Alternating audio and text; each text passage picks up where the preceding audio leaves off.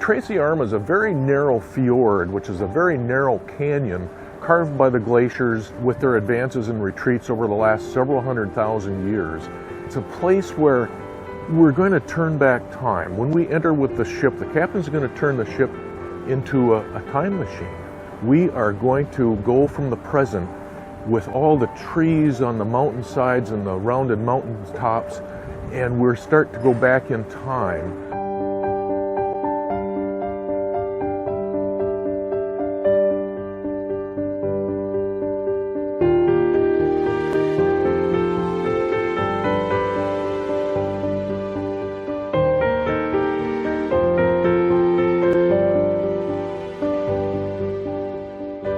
As we're approaching, they keep saying, wait a minute, where's this fjord?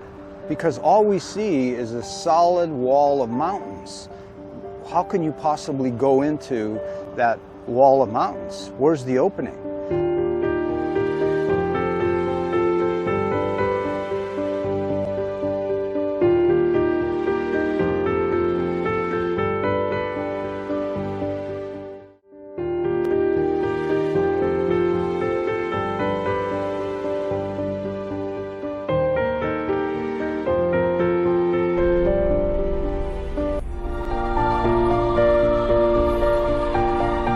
It's more about the journey itself of going 26 miles into a classic, narrow, twisting, serpentine fjord where you only see one turn at a time.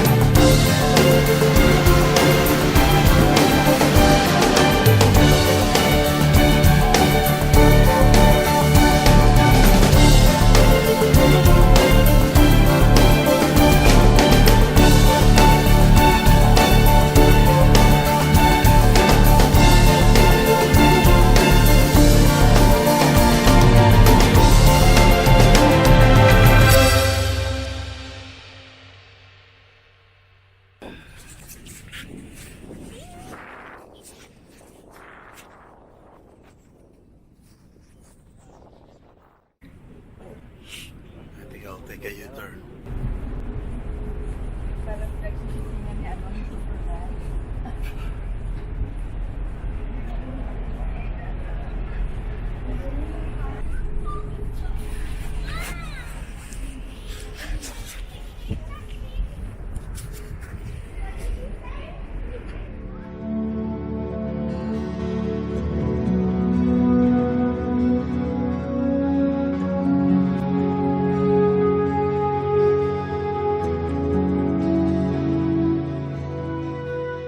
What is a glacier? A glacier is nothing more than a river of ice, but it's composed of ice. And the important criteria there, it is always moving. It is moving from an higher elevation to a lower elevation, and it does that because of gravity. A glacier can carve out incredible landscapes, much like a river can. The Colorado River carved out the incredible Grand Canyon, where the glaciers of Alaska carved out the Inside Passage. So we have these glaciers always moving downward. And if the glacier enters the sea, we refer to it as a tidewater glacier. Calving will take place as long as a tidewater glacier is emptying out into the sea. It's a natural process. Remember, that glacier is constantly in motion, moving downward. And as it enters into that body of water, it's going to continually erode. So calving is just a natural occurrence.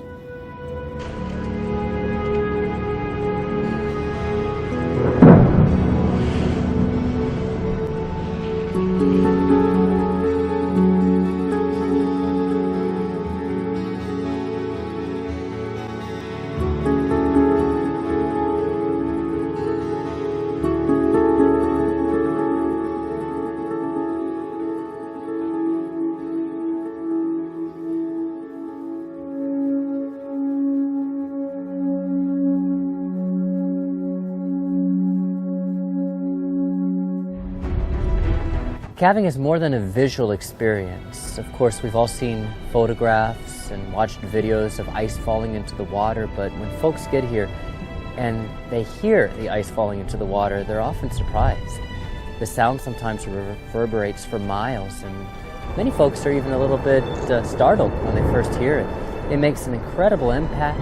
The native peoples here, the Tlingit peoples, who have lived here for many, many centuries, they had a term for calving. They called it white thunder.